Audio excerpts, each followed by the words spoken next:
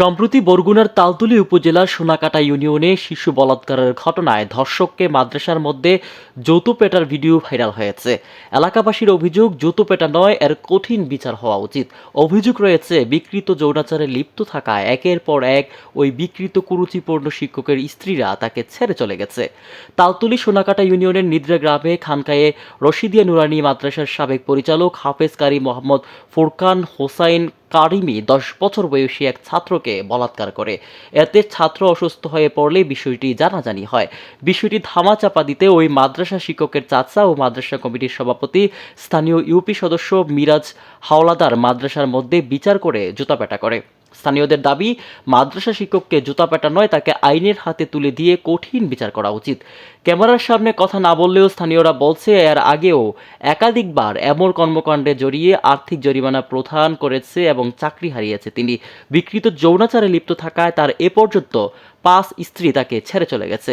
তাদেরকে পাশবিক যৌন নির্যাতন করায় বিচার সালিসি করে আর্থিক জরিমানা দিতে হয়েছে তার। এ বিষয়ে মাদ্রাসা সভাপতি ও স্থানীয় ইউপি সদস্য মিরাজ হাওলাদার বলেন, মাদ্রাসাটি টিকিয়ে রাখতে তিনি বিষয়টি গোপন রাখেন। একাধিক বিয়ে করেও আর্থিক জরিমানা দিতে হয়েছে ফোরকানকে। মাদ্রাসার পরিচালক পদ থেকেও তাকে অপসারণ করা হয়েছে।